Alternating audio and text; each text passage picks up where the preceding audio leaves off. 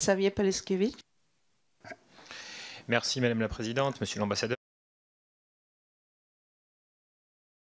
Politique industrielle de l'Union européenne.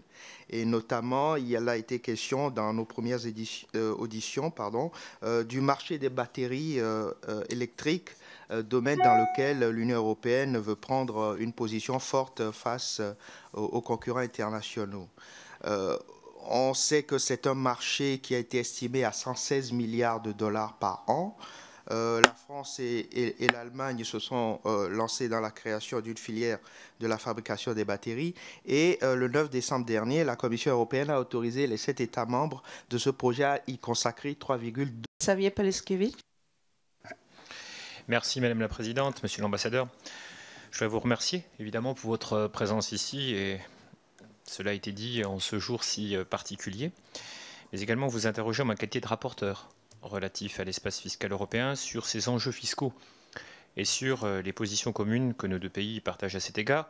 Il est certain qu'il nous importe fondamentalement aujourd'hui de ne pas concentrer l'ensemble des initiatives politiques européennes de la part des États cœurs de l'Union et notamment de nos deux pays.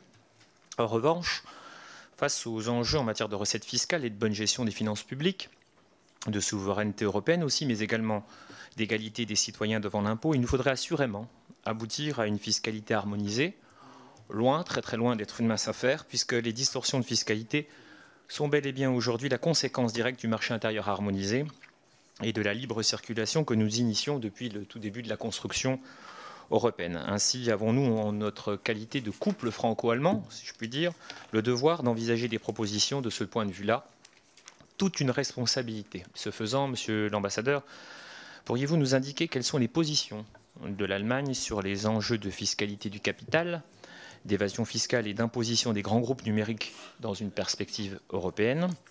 Je pense notamment au projet d'une définition plus claire de la notion d'établissement stable dans l'Union et au mécanisme de réduction des transferts des bénéfices. L'idée également d'un reporting pays par pays, comme le recommande l'OCDE, vous semble-t-elle appropriée pour une meilleure transparence et un suivi des bénéfices imposables? Je vous remercie. Merci. Aude Bonovanda.